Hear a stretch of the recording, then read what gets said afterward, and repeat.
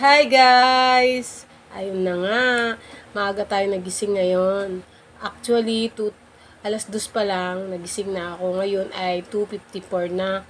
So, lumabas ako, bumili ako ng makakain ko dahil nga maya-maya ay alis tayo dito sa bahay dahil nga may pasok ako ng face-to-face sa school. At alabang pa nga yun, kaya maaga tayo mamaya maggagayak. Kain muna tayo. At ayun na nga, chika ko lang sa inyo guys. Kaya napagka-out ko sa trabaho, sobrang saya ng asawa ko, yung chat niya sa akin, at saka yung text niya. Hindi magkamayaw ang tuwa niya, dahil ikaw baga naman, PRC passer yung kapatid, diba? Kasi yung course ng kapatid niya ay criminologist, kaya ayun, passer siya, nag-take siya ng board exam, ayun, nakapasa. Tapos last week lang, good news din kasi kung passer din siya kasi nag-take din siya doon ng exam. Oh, di ba? Savage. Ganun talaga. Sobrang daming blessings. Tapos sa partner ko, syempre yung promotion niya, diba? Quiet na ako doon kasi ayaw niya mag-talk about doon sa ganun. Kasi alam niyo naman, marami diyang mga nakapaligid lang mga enggeteros dyan, diba?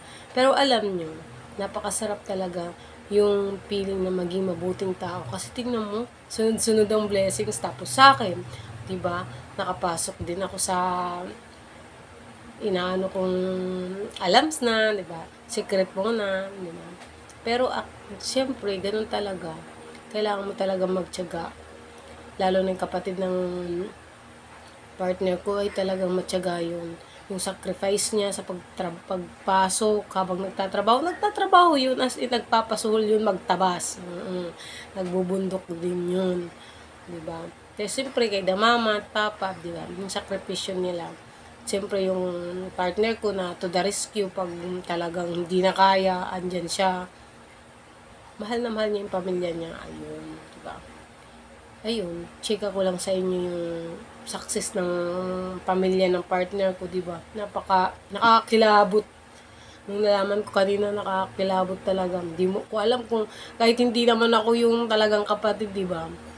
Brother-in-law ko lang siya, pero yung saya ko, di ko din mapaliwanag. Alam mo ba sa Seattle, napasigaw ako, nagtinginan yung mga tao sa akin.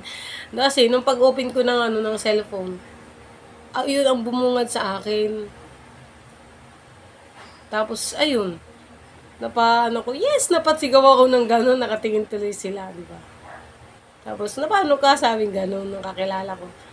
Yung, kapatid ng asawa ko, PRC passer, talaga naman. Nakaka-proud, sabi kong gano'n. Uy, hindi magpapano ka na yan, magpapapansit, sabing gano'n sa akin. Parang ako pa yung nagpapansit niya. Pero, hindi. Walang mapagsidlan ng tuwa. Saya namin ng partner ko sa na-achieve ng kapatid niya. Deserve niya yun. Deserve niya yun. Diba? Kaya abangan nyo. Ay, quiet muna tayo, diba? Ayun lang. Chika ko lang sa inyo kasi gusto kong good vibes lang. Yung parang maging grateful sa lahat ng bagay na binibigay ni Lord.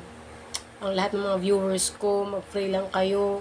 Lahat ng mga manifesting nyo yan, mga post nyo na mga manifesting, mangyayari yan. Basta, mayroon dito. Tsaka gawa. May awa ang Panginoon. Nandiyan si Lord lagi sa atin. Gagabayan tayo.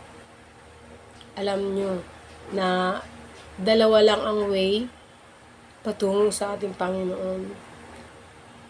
Permissive way at God's will. Siyempre, dun tayo sa God's will. Dun tayo sa plano ng Diyos. Huwag tayo sa plano natin. Ayun, di ba? Kaya ako, waiting din ako na talagang makapasa ako sa exam. Pag talagang nakapasa ako,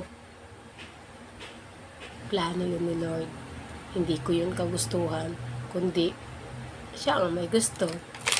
Di ba? Ganun lang, magtiwala lang tayo sa Panginoon. Di ba?